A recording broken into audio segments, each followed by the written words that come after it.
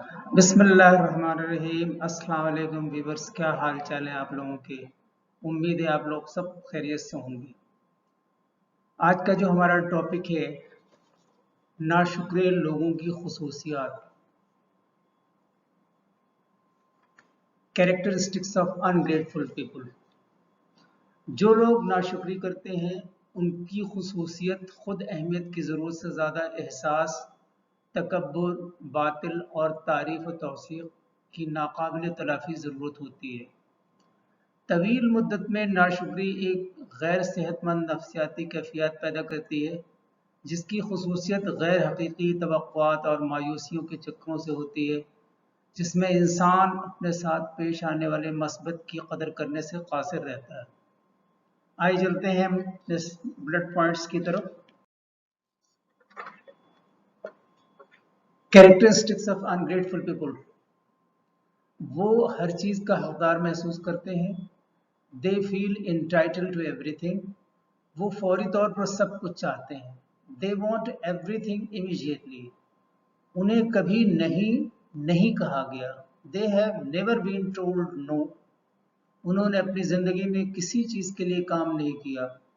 They haven't work for anything in their lives. वो बहुत ज़्यादा मीडिया इस्तेमाल करते हैं। They consume too much media. वो रूहानी तौर पर मुनक़ता महसूस करते हैं। They feel spiritually disconnected. वो दूसरे लोगों को वक्त नहीं देते। They don't give time to other people. वो महसूस करते हैं कि उन्हें सिर्फ सबसे बड़ी चीज़ों के लिए शुक्रगुजार होना चाहिए।